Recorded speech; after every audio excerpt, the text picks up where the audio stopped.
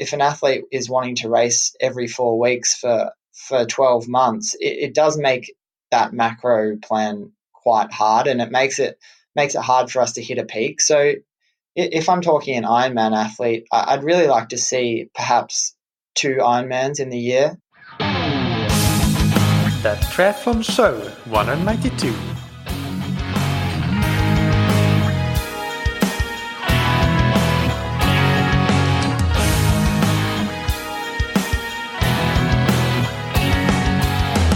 Hey, what's up everybody, and welcome back to another episode of That Triathlon Show, the podcast presented by scientifictriathlon.com. I'm your host Michael, and on today's episode I interview Lachlan Kerin, who is an Australian coach and professional triathlete. If you did pay attention to the title of this episode, you'll note that Lachie, as he's called, is not just a coach, but he is actually now officially a coach with us here at Scientific Triathlon. Before we get into the interview with Lachlan to hear who he is and his background, his coaching philosophy or methodology, big thanks to our sponsors. First, we have Precision Hydration. And just last week, I interviewed Andy Blow, the founder of Precision Hydration. Be sure to go back to episode 191 and check that out. That was a Q&A on hydration, and that's what Precision Hydration do. They are experts in hydration, and they help athletes in many different ways with products, but also with advice through their blogs and their social media channels, etc. So check that out, and remember that we have 2 promo codes. One is a limited time until the end of August, and that is That Triathlon Show 20 to get 20% off your entire order on precisionhydration.com. The other one is That Triathlon Show, again, all one word, all caps, but just That Triathlon Show, no 20. And those will be in the episode description and show notes, of course. That first one is the same that we've had for a long time. You can get your first box or tube of electrolyte product for free. But the great thing about that 20 code is that if you have already used that first code, you can use that 20 code and stock up on product and perhaps buy in bulk to save a lot of money. And that is highly recommended because it's a great electrolyte product. I like it. So there you go. Check it out on precisionhydration.com. And big thanks to Roka that you can find on roka.com. They're the world leaders in wetsuits, tri-suits, and apparel and high-performance eyewear. Their products are used by some of the best triathletes in the world, like Katie Zafiris and Mario Mola, Flora Duffy, and Javier Gomez. And they regularly win the swim skin count at Kona. Actually, there's been one single official swim skin count that I'm aware of, and they won that, but they always do an unofficial swim skin count and have been winning that for the past several years as well. So it's really best-in-class quality on their products. If you're looking for performance, you don't need to look any further than Roka. You can get 20% off your entire order with the promo code TTS, all caps. All right, let's get into the interview with new Scientific Triathlon coach, Lachlan Kerin. Welcome to That Triathlon Show, Lachie. How are you doing? Yeah, good. Thank you, Michael. Thanks for having me on. It's great to have you. And as the listeners will have heard in the intro, you are our newest Scientific Triathlon coach. So welcome on board the team as well. And we'll talk a little bit more about that towards the end of the interview. But for now, let's just get into your background and who you are. So can you tell me how did you get into triathlon in the first place? Yeah, so growing up in Australia, I played a lot of Australian rules football, which I suppose involves quite a bit of running, probably anywhere from 10 to 20 Ks a game once you get into the older kind of age groups. So played a lot of that. My grandpa was a professional cyclist, and he was one of my biggest idols growing up. And so he always took us out on the bike for fun, and grew up, I learnt how to swim, as most Australian kids do. I never swam with a squad, but played a bit of water polo, did a bit of rowing, and really came to find that with the training that I was doing for Australian rules football, that the running was a huge part of it, and it was something that I loved. And I guess naturally I fell into doing a bit more running and doing athletics at school, and with my swimming and my riding kind of already being there, I suppose at about 14 or 15 I did my first proper triathlon. And from there, I fell in love with the sport like so many other people do, and was lucky to join a local tri club. And my coach there was fantastic. He really guided me through those younger years and made some great friends. And it's, as they say, the rest is history. And what is the rest of the history then? For most people probably don't know, but you are a professional triathlete now. How did that come about? When did you become professional, and what has your professional career to date looked like?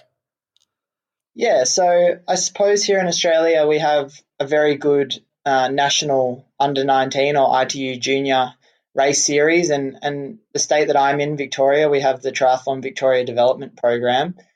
That's probably more focused at the draft legal stuff, but I was lucky to be a part of that when I kind of was 16, 17, and I was probably a little bit late to the scene, I suppose, compared to some of the other athletes who grew up maybe doing triathlon when they were a bit younger. But whilst I didn't do a lot of that racing, it certainly provided some insight into the professionalism around the sport and allowed me access to some great people. So coming out of that junior scene in 2012, I finished school, and that year I started physiotherapy. And after my first semester, I was lucky enough to head over to Boulder and just do some training there with Peter Robertson, who he won the 2006 ITU World Champs, I believe. Maybe I'm wrong there, but I'm fairly sure. And while I was riding there, Peter kind of put me up for my pro license when I asked him about it, and he kind of was of the mindset that for me, if I was going to do long course, my best bet would certainly be to be racing professionally, given that my swim was at a level that I would make a pack. And so I did one age group race at Hawaii 70.3, which whoever's done that will know it's a very, very tough course, but I loved it. And I came third there, but had a massive lead off the bike and just crumbled in the heat. It was certainly a big learning lesson on long course and the fact that you really have to respect the distance. But I kind of got to September and lined up at Sunshine Coast 70.3 in 2013 as a fresh-faced 18-year-old on the pro start line. And I was lucky that day to make the chase bunch and be amongst the race at least to some extent. And that, I only went 4 hours 10 that day, which these days doesn't seem that fantastic. But I remember at the time I was over the moon to just have been part of the race. And I suppose since then I've done, over 50 professional half Ironmans, and I think now 5 or 6 full Ironmans, and obviously a bunch of other races in between. So I've had plenty of opportunity to race against some of the best guys and all around the world. And I'm extremely grateful for that opportunity. Yeah, so two follow-ups on that. How long has your professional career lasted to date, and what are some of the highlights racing-wise? Yeah, so I suppose this is coming on my 6th year now. I haven't actually raced this year yet, just due to a bit of an injury, but certainly looking to be back bigger and stronger in the second half of this year. In terms of the highlights for me, I suppose my first professional podium at Challenge Shepparton was a really great moment for me. That was my second ever pro race was in Shepparton, and I've been there every year since. And I've had the same homestay every year. Belinda and Steve Ayton have looked after me, and every year I go back there and they give me a key to the house and let me do my thing. And it just felt really special for me to have my first professional podium there. Apart from that, I suppose I've been really lucky to lead quite a few races just due to the nature of, I suppose, the bike at this point is my strongest discipline. And it's been really nice to be at the front of the race quite often. And I've had a few bike course records, which has been fantastic, and very lucky to have done that. But I suppose the next step for me now is to ensure that I can get off the position at the front of the race and really close. And I think that the level of racing now means that you basically have to run 3:30 per K pace. So there's no secrets about what needs to be done and the level that I need to be at. And that's certainly my goal for the future. That's exciting. And you have time on your side for sure, and already a lot of racing experience. So fingers crossed that you will keep closing the gap to the very, very top. Let's talk about what I think a lot of listeners will be really, really interested in, which is the training that you do. Like, what sort of training does a professional long course triathlete do? And obviously, you being a coach as well, it's more interesting perhaps than some of the pros that might just get their training from somebody else, or might just be winging it if there are such pros these days. But can you give us an overview of your training?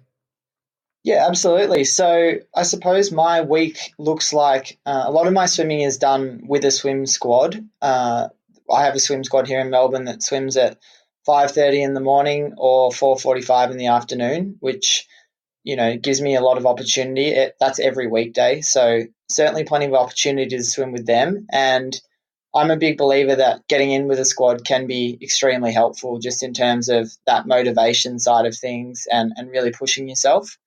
In saying that, though, I do enjoy getting in for a swim by myself, every now and then, and certainly something that I hold in the back pocket. But the swimming is probably around 20 to 25 Ks a week on a standard week, although I must say with this little injury, there's certainly been a few 50K weeks in there. And whilst they're challenging, they've certainly been something that I think will help my swimming in the long term. On the bike, interestingly enough, I'd say now that probably anywhere from 80 to 90% of my riding is actually inside on the smart trainer, just due to the nature of where I live here in Melbourne. Sometimes it's not as safe as I would like it to be out on the road, and with traffic lights, etc., it can be really hard to nail specificity. So I tend to be on the trainer a lot during the week and then get out for a nice long ride on the weekends along the coast. But that's probably looking around kind of that 10 to 15 hours a week on the bike, probably closer to 15 most weeks. And then on a big week, that might push up to 20. And then running-wise, I mean, this year has been very light on the run front just due to a bit of an ankle problem. But for the most part, I've found the sweet spot for me is probably around that 60 to 70 kilometre a week mark. And how many hours would that be of running? Well, we're probably looking at about, say, average 13 kilometres an hour. So maybe anywhere from kind of 5 to 6 hours. Yeah. All right. And if we go into the details of the training structure, do you have any sort of season periodization where you do one type of session or training in some parts of the season and then move into something else? Can you describe what that looks like? Yeah, I've kind of, for myself personally as an athlete, found that stressing, a number of different energy systems through the week has worked very well for me, especially in my cycling. So in terms of the cycling, if I'm in kind of a build phase, each week will probably have some strength endurance or low cadence work, some kind of sub-threshold around 90% of threshold work, and then a VO2 session. And then that's really padded out by volume at kind of sub 70% of threshold. And that's something that I like to maintain throughout the year. And then as we get more specific, say for a full Ironman, we'll probably just pad out some of those longer rides on a Saturday, kind of out anywhere from 6 to 7 hours. And then during the week, not a lot really changes. I suppose I might build up the amount of volume I'm doing in the strength session, but the VO2 session still kind of stays at around 90 minutes. And the threshold session, the one that I'm really loving at the moment is just 8 by 8 minutes at 90% with 2 minutes recovery. It's a bit of a mental grind to do on the trainer, but it's one that I've really fallen in love with. In terms of running, I like to just keep a good foundation of low intensity work throughout the year. And then as we move towards a specific race, especially an Ironman, that long run starts to bring in some really kind of race pace intensity. So into the last Ironman Bustleton, that might have included something like 3 by 1K early on, around 70.3 effort, and then a good 40-minute block at Ironman pace before another 3 by 1K at the end. And that does make it quite a big session. So you have to be very conscious about how many of those you can do. and it's not something that I'd really like to do year round. So throughout the rest of the year, that long run might only be kind of anywhere from 90 to an hour 45, and just at nice low intensity. The swimming for me throughout the year stays staying pretty. With running, what are the other sessions that you might do in a week, or other intervals or quality sessions? So, yeah, I suppose when I was a bit younger, we would do a track session every week with the local tri club. But since then, and since racing a lot of longer course racing, I suppose that's probably something more like 2K efforts is something that I've really come to like. So that might look something like 4x2K at 70.3 effort. But in saying that, it's something that I build up to. So I might not start the first week with 4x2K at 70.3 effort. It might be only 2. And then we're just slowly building up to 4, and then maybe even out to 5 coming into a race. So that might be an 8-week block where I'm building up to that. Then I might have something like an SE run, which I live on the beach here in Melbourne, so it's very easy for me to walk out the door and stick to the flats. So it takes a bit of effort, but try and get out to the hills and a few trails with varied surface. And that's something that I had a sacral stress fracture in 2016. So I'm a big believer now in a variety of different surfaces and terrains. I fell into a trap, certainly, of running on flat concrete a lot, and that's something that's changed a lot in my training. So year round, I'm constantly trying to look for a variety of surfaces and also a variety of hills and different terrains. So if I can get trails or soft surface, that's something that I'm always after.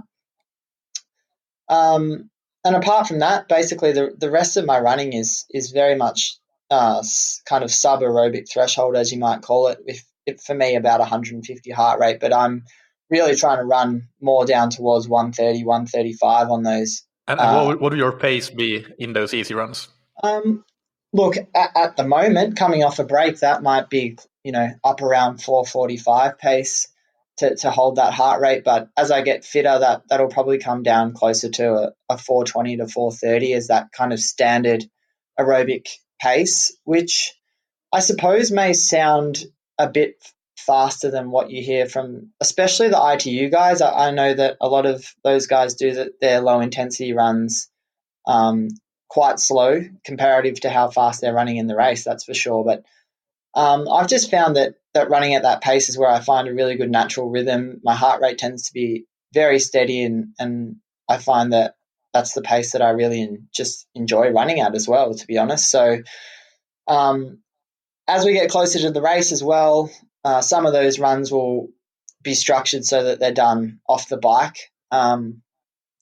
There's obviously debate out there as to how important that running is off the bike, but it's something that I like to do. As someone that's had quite a lot of GI issues through my career, I find it a really good way to test different nutrition strategies, and that's really important for me. And moving on to the swim then. So the swim, look, I kind of have left the swim in the hands of the squad coach. He has a pretty good plan, kind of knowing when we have races, he'll often work it around us. In saying that, though, I have found, just as my N=1, that using a lot more pull buoy paddles into an Ironman has helped me to just get through that 3.8K swim as easy as possible. That's interesting. That's really interesting. I'm currently experimenting with really using the paddles as little as possible, which is something new because I have been using them a lot in the past. But and there are some reasons for that. Like some people I talked with that suggested that. But it's definitely again a case of there's not just one way to skin a cat. So really interesting to hear that. Yeah, and look, I guess the paddles.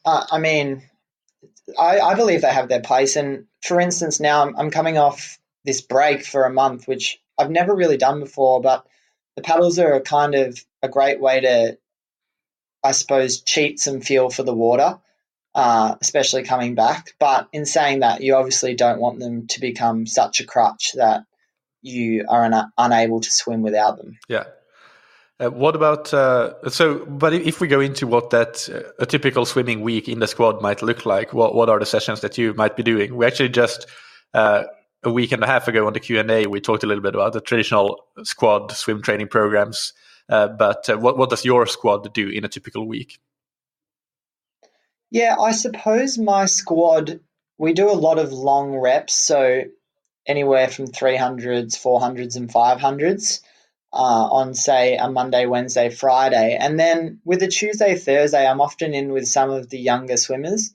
So that might look like probably a lot more IM than some people might do typically for triathlon. But I suppose when you're swimming, 5 days a week during the week, it is good to have some variety. And I found that butterfly is something that really helps me. In saying that, though, with my breaststroke, I can't say that I do a breaststroke kick. I'm doing a butterfly kick with my breaststroke. Basically, the reason for that is just since my sacral stress fracture, I kind of was forced to do that, and I've never changed back. But I think we probably do a lot more IM than other squads, and as well as that, I suppose we're constantly going through phases. So even recently we were doing a lot of backstroke, which may sound, kind of different and out there, but I found it quite entertaining and certainly as a proportion of, say, a 5 or 6K session, it might only be a kilometre of backstroke, but that is still quite a lot. But you're still going to get, your 4 to 5Ks of freestyle, so you're still getting quite a lot of volume on a daily basis. What extra benefit do you think that the IM and the different strokes is giving you? Well, for number one, I think it's a mental stimulus. It breaks up the session a little bit for me. I think the IM, the butterfly, is a great strength builder, and I also think if we relate it back to, say, cycling, it would be like the difference between riding on your triathlon bike and your road bike. You're still going to have that crossover benefit, but it's just activating some different, neuromuscular pathways and activating some different muscle groups. And I think that is quite an important thing to do when you're doing quite a bit of volume. Yeah, that makes sense. That makes a lot of sense. And IM, by the way, for the listeners, it's the individual medley, and SE you mentioned earlier with the run is strength endurance, just so we get those abbreviations out there as well for people that may not be familiar. What about strength training? Do you do that? I suppose for me, I've found the best thing in terms of strength training has actually been Pilates. It's something that I did a lot, and it's something that I really only started perhaps midway through last year, but I've found it extremely beneficial for me in terms of being comfortable on the bike, feeling like my hips are square, feeling like I can get my hips underneath me, and having that perception of where my hips are in relation to the rest of my body. So I found that really beneficial. I have a gym downstairs, luckily, at the apartment where I live, and it is easy for me to get down there. But I suppose when I do get down there, it's probably more your typical core and mobility kind of stuff that I'm doing. I certainly believe in that there is a place for weights, but for me that probably is now in my season as I'm coming back off a break, and I will implement some more weight work, but it'll probably be developing into, say, fairly high weight, low rep kind of stuff. Just simple things like weighted squats, deadlifts, which I am very cautious of because I want to make sure that they're getting done with really, really good form, especially having had some back issues in the past. And then just some simple exercises like push-ups. I think chin-ups are great too. But look, there's certainly room for me to grow in terms of the strength work that I'm doing. And how often do you do the Pilates, and how long are the sessions? How much time essentially do you put into that? Yeah, so they're an hour a session, and I would like to be in there at least twice a week. Obviously, it can be tough scheduling it in around the swim, bike and run, and at some point you do have to make a decision as to what is more important, especially, for the working athlete, I suppose, and age groupers and working pros. You do have to start making those decisions as to whether your time is better spent doing that, or if there's still, room to grow in the swim, bike and run, and that's where your time's better spent. But for me, I've found that, if I can get in there twice a week for an hour, it's a good result. Yeah, that's an important point to make. I think that age groupers shouldn't just copy what the pros are doing, but rather get some ideas and inspiration, and then see what they can apply to their situation, which is very different in terms of time available and family and career than the professional athletes. So 2 times 1 hour a week of Pilates might not be the best for them. But moving on, our final thing actually about training, that I wanted to ask about is how do you basically follow your intensity or monitor your intensity? You mentioned heart rate on the run. How do you use RPE, power, heart rate, and pace in the different disciplines?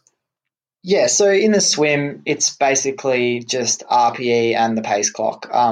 I can't say I've ever actually worn a specific swim watch, and perhaps that is something that I would look into if I was swimming solo a lot more. But in the squad environment, I suppose there's really no hiding from the pace clock. On the bike, it's just the power meter, the heart rate, and perceived effort. And I think it can be easy with a power meter to fall into the trap of constantly chasing power and power zones. So I do believe that sometimes it's important to use perceived effort as well. And then when it comes to the run, I'm using heart rate and pace and perceived effort. Obviously, there is limitations to using pace, in my opinion, and where I live can get quite windy. So often, if you're chasing a pace, you can really lose sight of the actual session. So I'm a big believer in using heart rate on the run, especially where I live, when you're going to, say, a head and tailwind situation. Yeah, that makes a lot of sense for sure. Let's move into your coaching then. How did you get into that? Yeah, so I suppose when I was with the triathlon club, when I was a bit younger, I was very lucky to have the opportunity to take a couple of sessions here and there when the coach was away or anything like that. And that opened my eyes to taking group sessions. And it was something that I really, really enjoyed.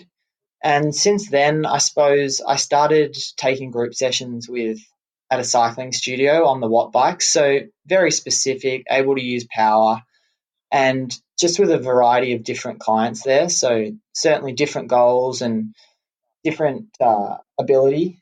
And that was great because it really taught me to cater sessions to a wide variety of people.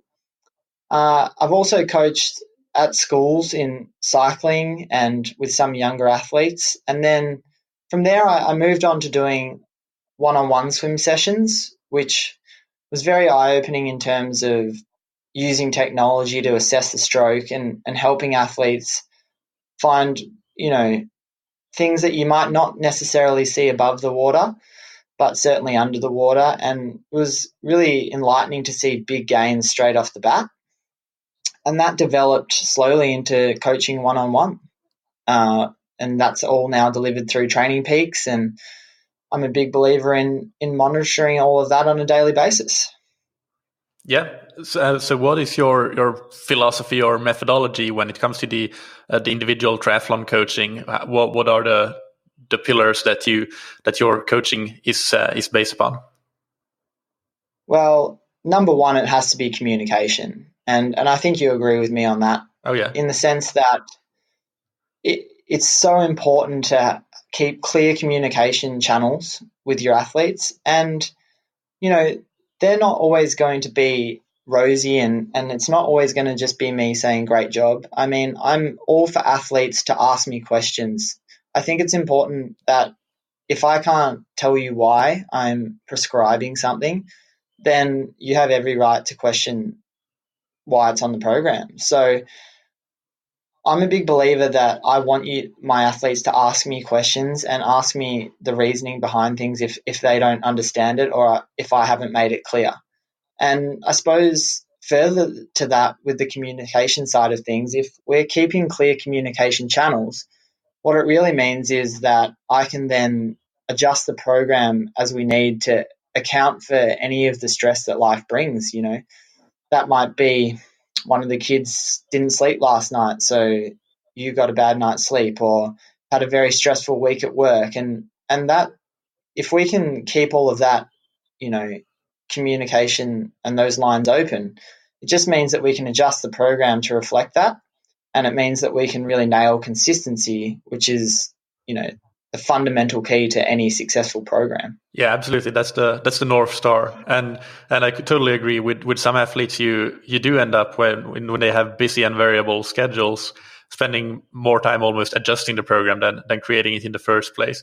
And that's all right if it's if that's what's required to make sure that they can remain consistent and get the training done as best as possible with whatever context they have around their training. Oh, absolutely. So the next thing I was going to ask then was what are the things that you have learned from? First of all, I want to ask about your coaches that you've had in the past. Who have been your coaches and mentors that you've learned a lot from? Yeah, so I mean, I've been able to work with a number of great people, and I suppose number one was my first coach here in Melbourne, Andy Sleeman. He no longer coaches anymore, but that was coaching at a more of a club level. And then I moved on to Cam Brown, 12-time New Zealand Ironman winner, I think. And he certainly opened my eyes into what people can do at the top end of this sport in terms of sheer volume.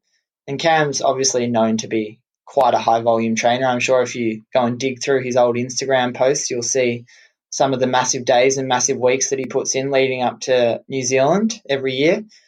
From there, I worked with Grant Giles, who was the founder of Aeromax team up in northern New South Wales, and he worked with the likes of Tim Reed and Tim Burkle and Clayton Fattel. And Gilesy has certainly provided me with some insight into how to deal with the athletes in terms of communication. I think he's fantastic on that front, and it's very easy to get along with Gilesy, and I really liked where he came from in terms of training and keeping it really simple. And then from there, I worked with Professor Paul Laursen, who's been on this show maybe a couple of times, I think. Yeah. And Paul was certainly very insightful in terms of the scientific side of things, and also in terms of his approach to diet is probably very different to some of the other coaches around there. It's a big emphasis that he places on his athletes. But I suppose the key takeaway from all of the coaches I've worked with, and as I mentioned before, is that the foundation to success is consistency over time. Yeah, perfect. That's a great breakdown. And other than that, are there some experiences that you've had, good and bad, in your own racing and training career that have really influenced the way you coach now? Yeah, absolutely. I think early on in my racing career, I certainly fell into the trap of probably over racing every year. And, in that sense, it might have been 11 or 12 half Ironmans in a year. And what that really means is that you fail to get that really good block of training that you need to build the fitness, and you're constantly chasing races.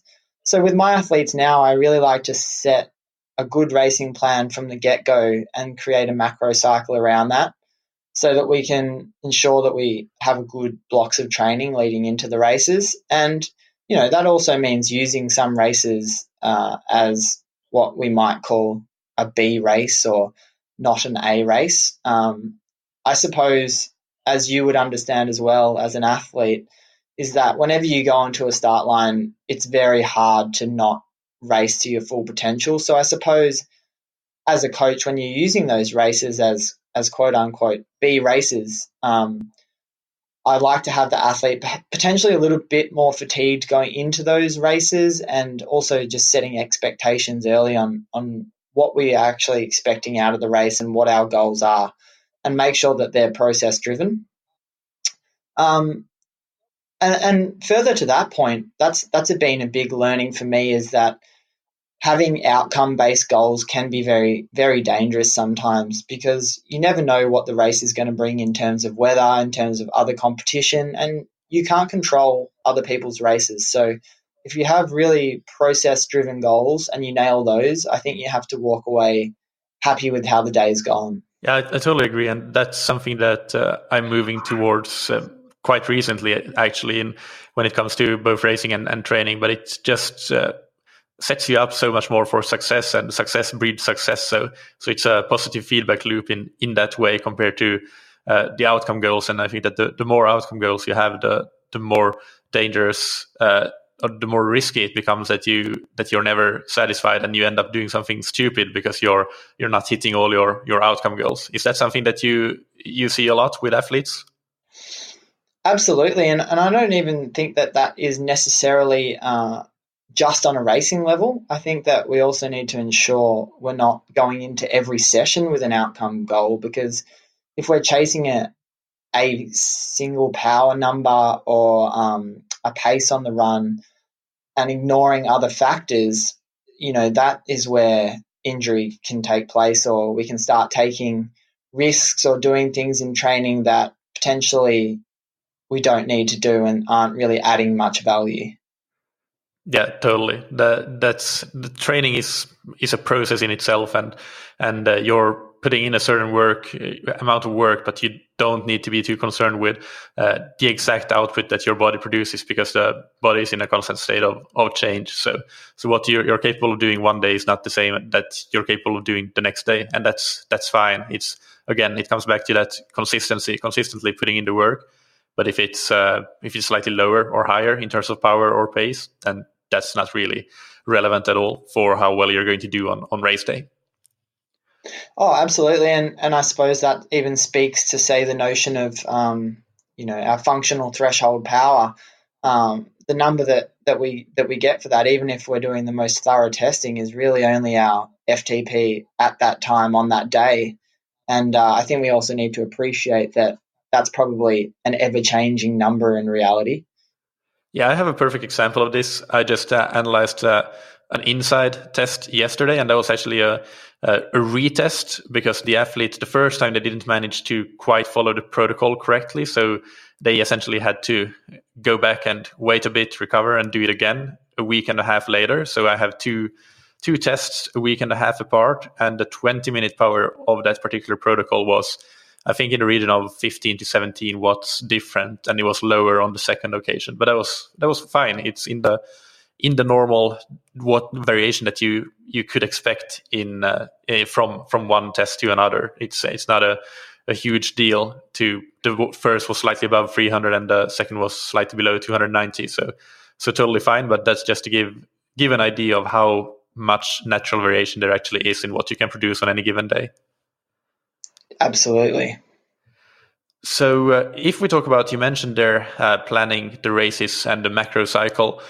When you coach, you talked about your own macro cycle before, of course, but when you coach, how do you think about that macro level planning? What does it look like typically?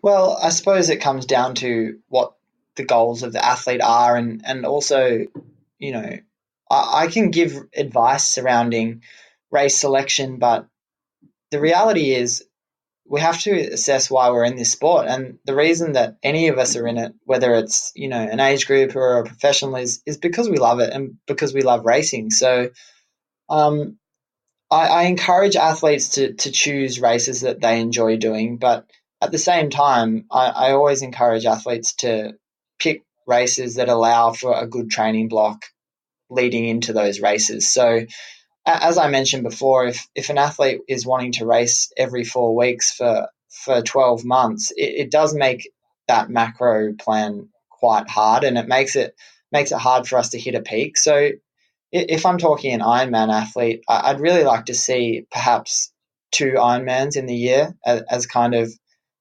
or, even a half and a full as two peaks. And I certainly think that's achievable. And now with the 70.3 Worlds being in September before, say Kona in October, if we're talking about someone that was doing both of those, that can be quite difficult, as I'm sure you appreciate with some of your athletes as well.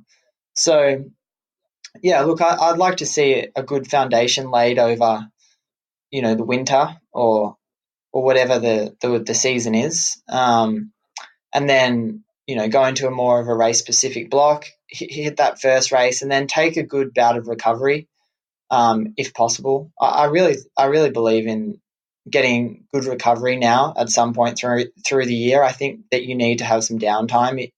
Even up to say. And what does that look like for you, or in your coaching? What does that mid-season recovery phase look like? Yeah, look, I'm happy to kind of have 2 weeks of very, very little, and I understand for some people, I'm happy for there to be some low intensity swimming. And going back to that discussion you had with Alan Cousins the other week about low intensity swimming, I think that there certainly is a place for that, and the recovery, the mid-year recovery, is a great place to work on technique and keep some swim form going.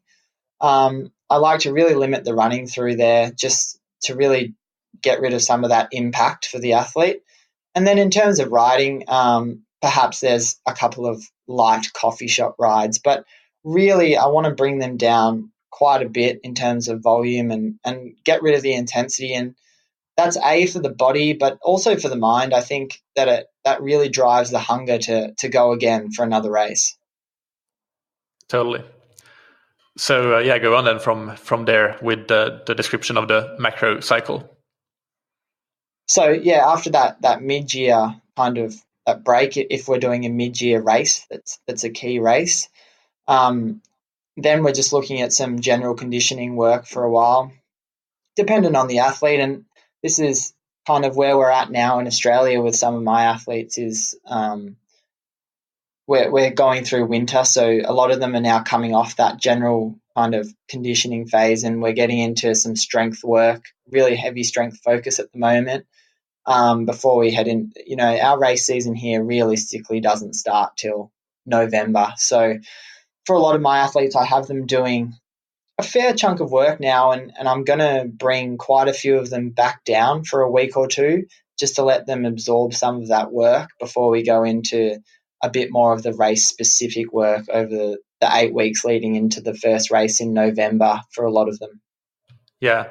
And I know that this is a question that a lot will have, so I'm going to ask it, even though it's going to be very different depending on who the athlete is and what their goals are. But if you can give just an example, let's say that this is somebody who's doing 2 Ironman races, one in June and one in September, October.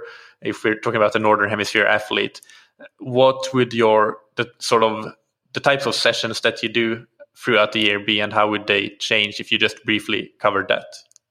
Yeah, so I suppose earlier on in kind of that general phase, I'd still like to have a long ride in there for my athletes, and that might be, what we term as long, might be 3 hours, but very little intensity. But as we move closer to the race, I want to build up the volume first, but then within that long ride and long run, I actually want to put in some race intensity, depending on the athlete, of course, how much we actually put in there, and depending on their ability to recover and absorb that session. And I suppose that's the key thing. In terms of the progressive overload, the question that I suppose we really have to ask is their ability to recover and the time that they have to recover. That's very different for a 22-year-old who's, at university and has nothing else to do apart from that, compared to, say, someone who's working full-time, has 3 kids, and, a mortgage. So I suppose if you really need to assess the life stresses of the athlete. So, for that second athlete there, I'm going to be very careful about how we progressively overload them through that real race specific, 8 to 12 weeks, depending on the athlete. I don't think that more than 12 weeks is needed to be really specific for one race. I think we can kind of be doing a bit more general stuff before that 12 weeks. But in terms of the real key prep, I think 12 is probably the maximum I like to keep for my athletes at the moment. And in that period, the focus will be quite a lot on race specific intensity. Would you have any other like strength endurance sessions, or what would the other key sessions be if you have anything else in that period? For sure. I think that it's important to stress a variety of energy systems through that period. I think that I want to make my athletes as well-rounded as possible. And I think that the trap a lot of athletes fall into is chasing one specific performance parameter, especially if they're doing testing.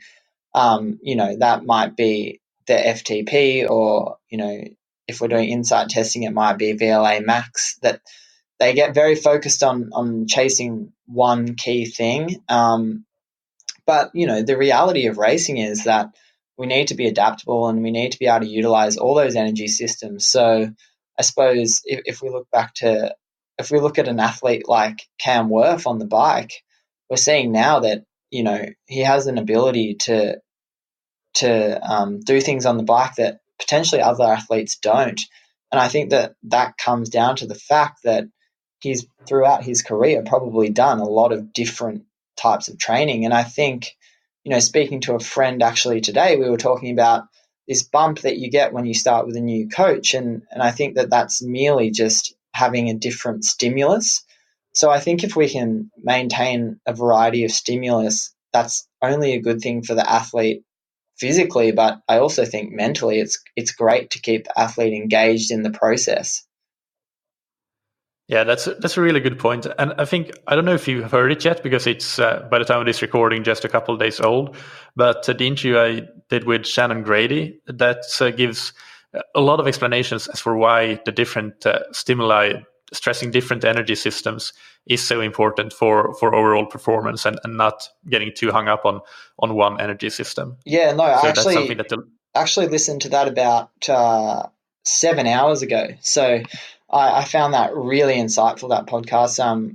Certainly some things that I suppose we know, or not know, but kind of know as our N equals 1, but to hear it kind of quantified by her was certainly very interesting. Yeah. And in the general preparation phase, then, would you have the same sort of philosophy of stressing different energy systems, and would you still keep quite a bit of intensity in there, or what does that general preparation phase look like? Yeah, I do like to stress different energy systems, but I suppose that during that general phase, there's actually different ways to do that. So whilst in the key specific phase, we might be doing that through, really targeted sessions through the week. During the general phase, that might be, engaging in something like a bunch ride, where there's a high amount of variability, but it's not something that we're necessarily planning. Or it might be going out on a long ride with your mates and, searching for some hills where we're just getting the intensity through the hills and not really having to think about it. So it's about creating that variety of stimulus, but doing it in a way where it doesn't feel extremely structured for the athlete. And then, through the week, there's obviously going to be sessions in there where I'm really making sure that they're keeping the intensity low. And that's probably one of the hardest things to do as a coach is kind of get your athletes to really understand the importance of that low intensity work, and that it actually does provide, really good bang for buck. Yeah. And even when you're time crunched, because otherwise you're not stressing that energy system, so you're losing that. I think what you mentioned there with the structured sessions and not having too much of them, because if you have them in the general and the specific preparation, it gets so easy to burn out on like super specific structured sessions. So that's a really good point there about using bunch rides and things of that nature to get a stimulus that you're after, but still not burn out on them. I'm a bit obsessed with the way that the the Kenyan and Ethiopian runners, but in particular the Kenyan runners, because it's more documented how they train. And the amount of that type of training that they do, like just go out for big group runs, and it's starting at 6 minutes per kilometer pace or something crazy slow like that. And then they build up over 30 kilometers and end up running sub 3 minute kilometers on dirt roads at altitude. But it's all based on how the group is feeling. And they end up dropping most of the people, of course, but just the fact that they don't have a specific structure, but they're still the best in the world for large parts of the season. They do things like that, and not necessarily anything. I'm going to go and do 16 by 400 on the track, and I'm going to hit this amount, this specific time. It's something that is quite useful to include, definitely, as you say, during parts of the season to not burn out on too much structure. Yeah, and I think as a coach, then the onus falls on you then to be monitoring those sessions on a daily basis and ensure that if the athlete does go out for a bunch ride or does go out for a run with their friends and the intensity ends up being quite high, that we're kind of adjusting the rest of the sessions for the week to account for that. Yeah, for sure. What are we've mentioned some of them, but if you can just list and summarize some common mistakes you think that triathletes and age group triathletes in particular make in whether it's training or racing. So, I mean, and this is a big one for me, is that we live in a society where kind of a lack of sleep is almost worn as a badge of honor. And I really want to change that perception with my athletes. I think that sleep is invaluable, and it's where a lot of the adaptation takes place. So if you're neglecting sleep, I think eventually that's going to catch up with you. And then, secondary to that, I think that, energy deficiency is a big problem in our sport at all levels. I think that people really underestimate kind of what they actually require on a day-to-day basis. And, that you can kind of get away with an energy deficiency for a while, and perhaps that starts like looking on the scales like a great thing, but eventually it will catch up with you. So I really am trying to stress with my athletes at the moment the importance of having good energy availability for their sessions. Yeah, those are really great points. And actually, like, I can tell a personal anecdote here. We talked about this before the interview a little bit, but I've had a period now where I've been feeling really bad in training the last few days. So I just took a step back, training no more than 30 to 45 minutes per day, and just eating a lot and sleeping as much as my body needs, so no alarm. And I actually ended up being 20 minutes late to our interview because I overslept. I thought that I would, because I always wake up at 5 or 6 a.m. and now I woke up at 7 a.m.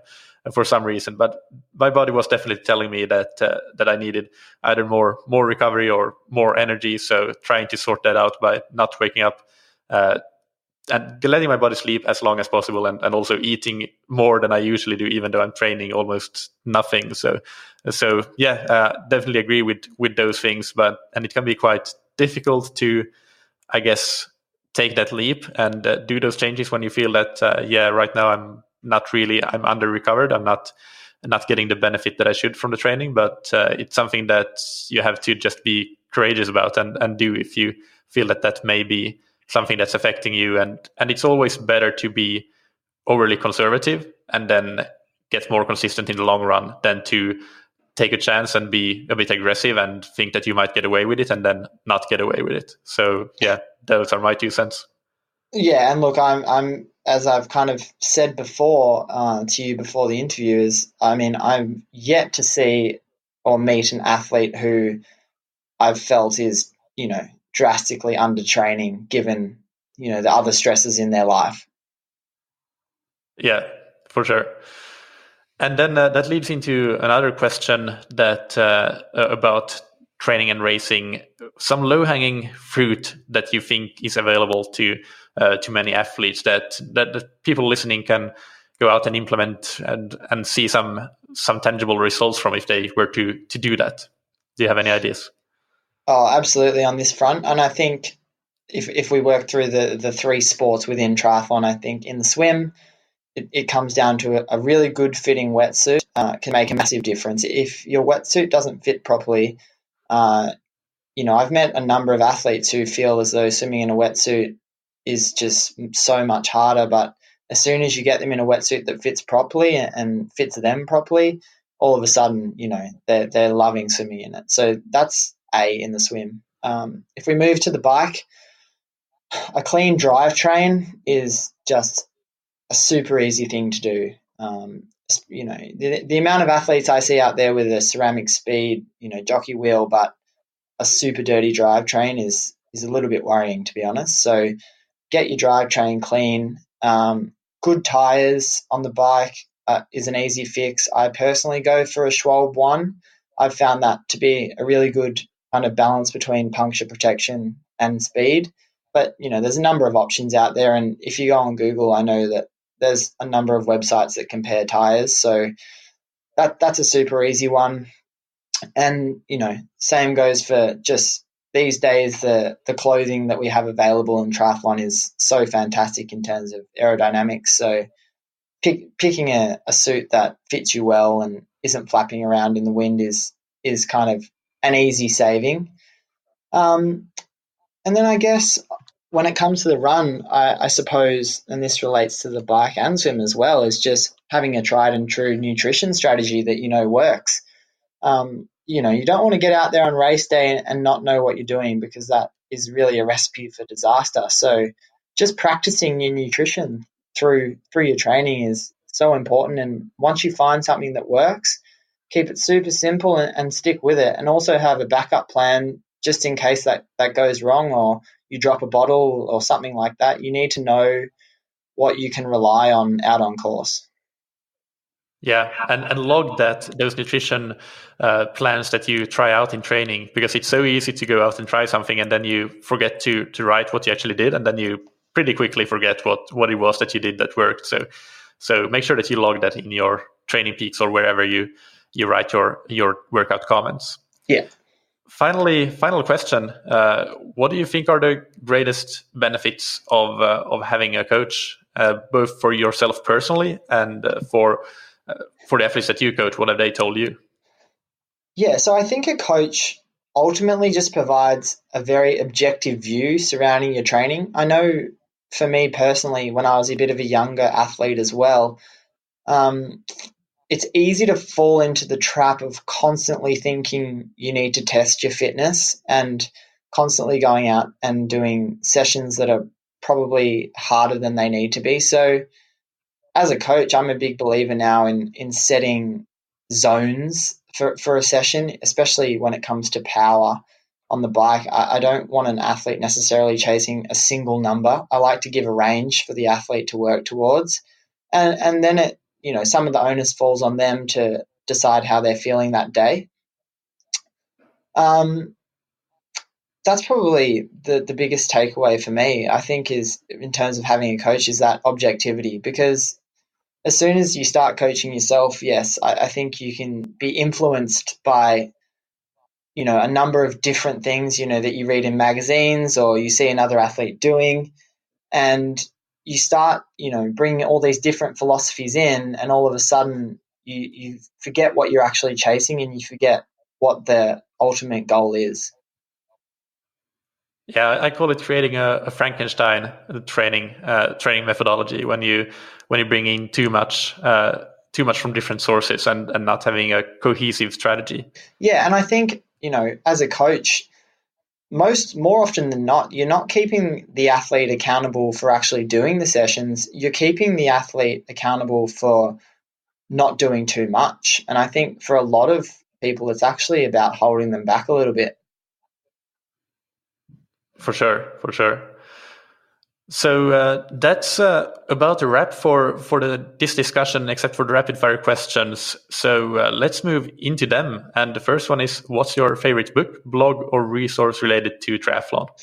So I loved the book Endure. If you haven't read it, go out and get it. But in saying that, I'm actually currently reading the book of the ex-Team Sky doctor, which I thought would be an interesting read surrounding some of the controversies, but there's actually some very valuable information in there surrounding kind of some of the things that they did at Sky that potentially you wouldn't think of, just little things, like hand sanitizer at the Tour de France to keep their athletes healthy and things like that, that are those marginal gains that they speak of, I suppose. And that book is written by Alex Hutchinson, and he's a past guest of the show, so we'll link to that as well in the show notes. Next question is, what's your favorite piece of gear or equipment? I absolutely love the Smart Trainer. I currently am using the Elite Drivo, I believe it's called, but also used the Tax Neo before that. I just think for athletes that live in cold environments or environments that aren't necessarily safe, or just they don't have the opportunity to get clear stretches of road, it's a great tool in terms of nailing specificity and also making sure that you're really time efficient. And what do you wish you had known or done differently at some point in your career, whether it be your own athletic career or your coaching career? Yeah, I've been very lucky to be surrounded by some really top athletes here in Melbourne, where I live, namely Luke Bell and Annabelle Luxford. And I wish I knew how valuable that was when I was a bit younger. And I've been so lucky to have some advice from them. And perhaps when I was a bit younger, I didn't listen as much as I should have. And now I appreciate how valuable that advice is and that they've been through so much. So their advice is certainly second to none. Oh, that's a great one. So finally, as I think I mentioned in the intro, which I haven't recorded yet, obviously, but I will. You are officially a Scientific Triathlon coach now and taking on athletes. So we'll link in the show notes to the page, your bio is on the coaching page. So people can go and read more. And the way it works, if people are interested in coaching, is that you can set up a call, just a chat with Lachie to talk with him and see if it might be a good fit from both sides. It has to be a two-way conversation where you're both vetting each other to see if you're going to have a good long-term relationship as a coach and an athlete, and then decide from there. No commitments or obligations whatsoever. It's completely with no strings attached. And everything is on the coaching page on scientifictriathlon.com. Is there anything you want to add to that to people, to address people that might be interested in your coaching, Lachie? Yeah, look, just that I'm open to athletes of all abilities, and I'm passionate about helping people reach their goals, whatever they may be. So, yeah, as you mentioned, I'm happy to have a call with anyone and happy to discuss what you think your goals are and how I think that I could help you achieve those. Brilliant. So everybody, you can go to the show notes or directly to the coaching page on scientifictriathlon.com to learn more. And thank you, Lachie, so much for being on the podcast and sharing your expertise, and also welcome again as a coach to Scientific Triathlon. Thank you. Looking forward to it. I really hope that you enjoyed that interview as much as I enjoy talking to Lachie. And if you have been looking for a coach, perhaps this was an opportunity to get to know somebody that is guaranteed to be quality. As mentioned, if you are in that position, we can set up a call so you can learn more and see if it's a good fit or not. No obligations whatsoever. You can find Lachie's email in the episode description and the show notes, and you can read his bio and more about his coaching on the coaching page on scientifictriathlon.com. This is a good episode actually to make a general note for both coaches and athletes listening about the process, I guess, of becoming a Scientific Triathlon coach, because I am a big believer in transparency. So far, there hasn't really been a process, and actually there still isn't a specific process. So there is, however, a long coaching manifesto on my Google Drive that goes into detail of what I want Scientific Triathlon to be like as a coaching business, and what any coaching client should be guaranteed to get when they sign up to work with a Scientific Triathlon coach. And the main core values that I list at the very top of the document are individualization. So we work with individual athletes and we treat them as individuals. Communication, as Lachlan mentioned, that is so important. Nothing more important, really. And commitment and drive. So it's not enough to individualize and communicate. You really need to be committed to making the athlete successful. So really be motivated to help the athlete as a coach and have that drive, that hunger, that the athlete's success is your success as a coach as well. And then next we have subject matter expertise. So of course that is super important, and that's much of what this podcast is about subject matter expertise, but I still put it as fourth on the list, and it is clearly behind. It's not like in no particular order. It's actually in the order that I consider the importance of these attributes or these core values. So it is hugely important, but individualization and communication and the like are even more important, although subject matter expertise is a must-have, of course. These are all must-haves. But it's not enough to have subject matter expertise, but also constant continuing learning is part of that fourth point as well. And the fifth point or fifth core value is educating and empowering the athlete. So telling the why, that's something that Lachie also mentioned there, that the athlete should be able to ask, why am I doing this? And he should be able to give an answer. That's true for all of us. We should be able to tell the athlete why they're doing what they're doing. So as you can see here, we're not trying to pigeonhole any particular kind of training methodology, because I don't think that that's the most effective way to get the most out of an athlete.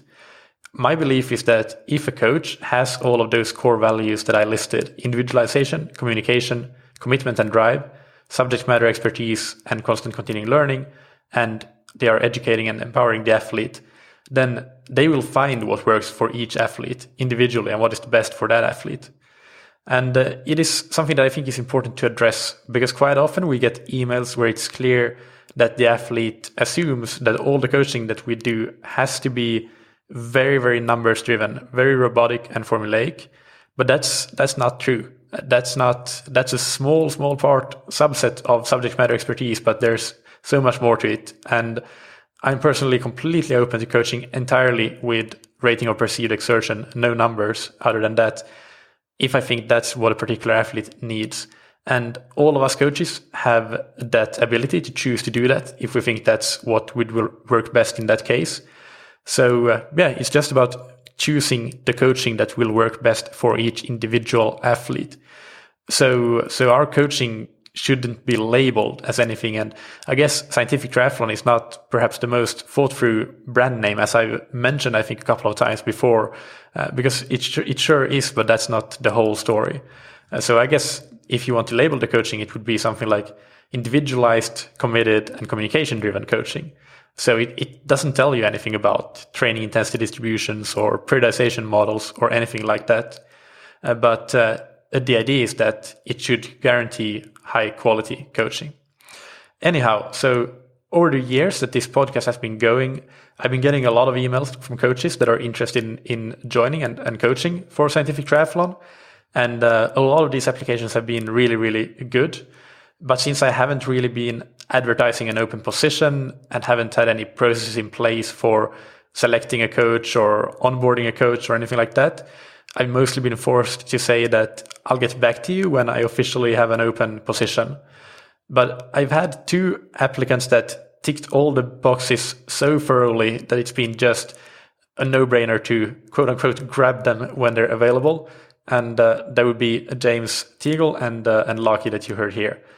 And an example of a testament to that, I guess, is that I myself as an athlete, I'm working with James now. James is functioning as a coaching consultant to me in my own athletic career, I guess, over the last couple of months, because I am self-coached, but I've been spread pretty thin and not been able to really coach myself effectively. So I've been relying on hiring James's help to get me through the summer towards the goal races that I have in September. So and it's just because I know that he's such a great coach, and because I know I've been doing the vetting already. So for athletes listening that are interested in coaching, I guess what I'm saying is that we're trying to build a team here where you should be guaranteed a great service. It should not be any sort of risk to get coached by a scientific triathlon coach.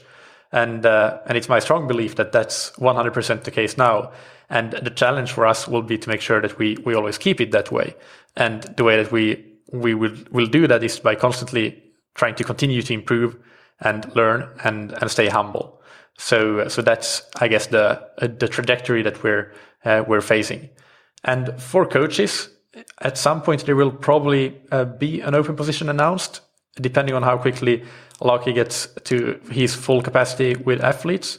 But if you want to make sure that you don't miss that announcement and you do think that you tick all the boxes I mentioned, then feel free to get in touch. I'll save your details for when there is an open position. If you know that you don't tick all the boxes, then there's no point applying because they are all must-have.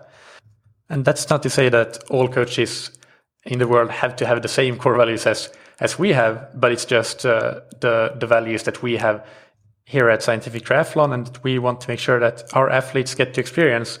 And for some athletes, those might not be the right values. They might be looking for something different, but for us, that's what we're looking for. And the athletes that we want to coach are those athletes that will benefit the most from that kind of value-based coaching. So I guess that wraps it up. Big thanks to our sponsors, Roka, that you can find on roka.com, and you can get 20% off your entire order with the promo code TTS, all caps. And thank you to Precision Hydration, that you can find on precisionhydration.com. Check out last week's episode 191 with Andy Blow, and use the limited time coupon code ThatTriathlonShow20 to get 20% off your entire order, or the promo code ThatTriathlonShow, all one word, all caps, to get your first box or tube of electrolyte for free. Thank you, as always, for listening. Keep training smart and keep loving triathlon.